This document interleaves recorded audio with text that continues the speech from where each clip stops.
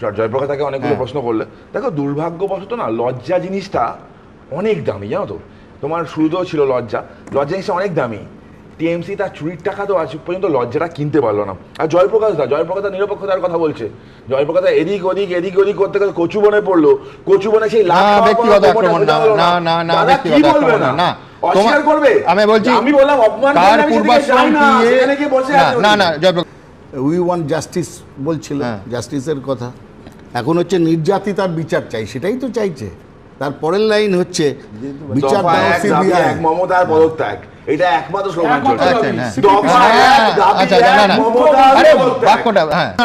ছোট্ট প্রশ্ন আছে, সেমিনার রুমের পাশের রুমটা ভাঙা হলো কার নির্দেশে? কেন ভাঙা হয়েছিল? হাইকোর্ট প্রশ্ন করেছে।